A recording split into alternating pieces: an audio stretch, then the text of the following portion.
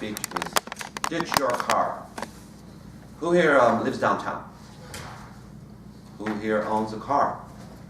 Okay, half and half. Well, I live downtown and I used to own a car.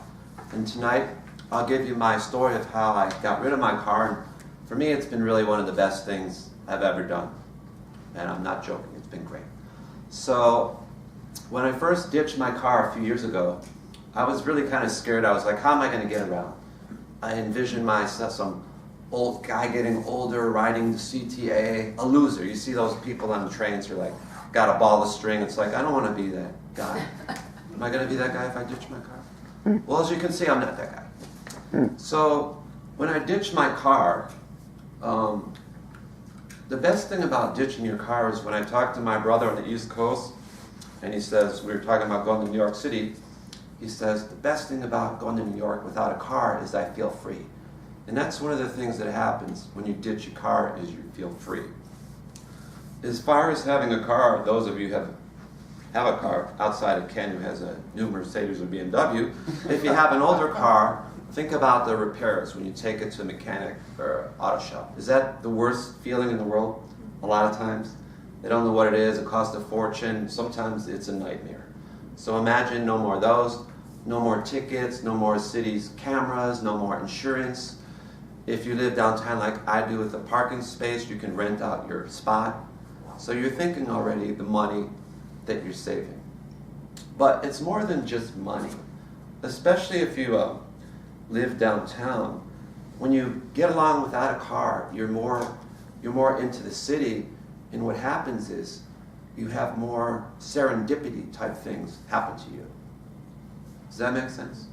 So just recently, I've been without my car, walking in the neighborhoods. I've run into a few old girlfriends. I don't know if that's good or bad, but that's the point of serendipity. Other ways that you can experience serendipity is when you get around. The fact is, when you're getting around in a car, you're not going to drive by a business associate on the highway and wave to them. It just doesn't happen. But when you're on Metro, or you're on a bicycle, or like I said, when you're walking, a lot of this stuff can happen. Also, I go to the suburbs a lot. That's why I'm using Metro, which, by the way, there's 14 Metro lines. Pretty go. Any suburb within 60 miles. The fact is, when you're on Metro, you can also mobile compute.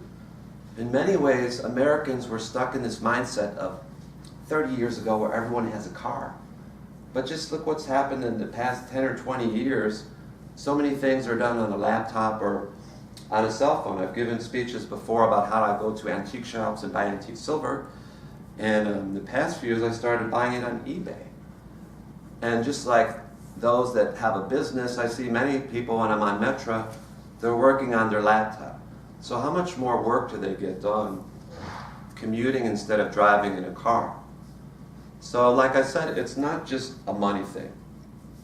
Now I know this doesn't apply to everyone. Of course, if you have kids and you live in the suburbs, it may not work.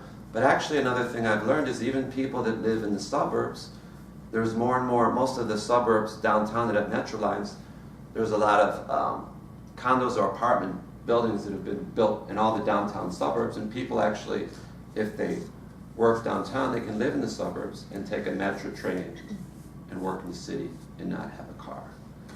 Now, this doesn't apply to just a single person that would ditch their car. It might apply to someone that has one or two cars. Maybe you can get by with one instead of two. The whole point is, if you look at the savings involved in our previous speaker, Barb, she mentioned Uber. I don't use Uber myself, but I take cabs. Lately I see a lot of younger kids getting by with electric scooters and electric bicycles, so many ways to get around. You can see where it starts to make sense, where maybe not having a car is a good way to go. Other great things about not having a car is just exercise. I think when I gave this speech my last time, Ken said, well, I bet you do a lot of walking, especially if you go to the suburbs, and I do a lot of walking. I may end up in downtown Arlington Heights, but maybe I want to go a few blocks, or actually there's a Salvation Army in Arlington Heights. It's a few miles away. But what I actually do is I walk. And while that might take time, the whole time I'm walking, I'm on my phone doing work and that sort of thing. And another thing about walking, the more I go without a car and the more I walk, I realize what a great exercise walking is, even for 1 or 2 hours. I live by the East Bank Club and I see many people driving to the East Bank Club, parking and then driving back. I'm like, what if you just like walk around there and ran back? You wouldn't have to pay the fee to join East Bank Club. You'd save all that money from not having a car. And I'm just like, so I think in closing my speech, what I really want to say is, I know ditching your car is not for everyone, but I really think if you think about how life has changed in the past 30 years, and that this ingrained culture of American culture of having a car, and sure, if you're in some little town in the middle of Idaho, you might want a car. But the fact is, for us city dwellers, there's more and more reasons to ditch your car.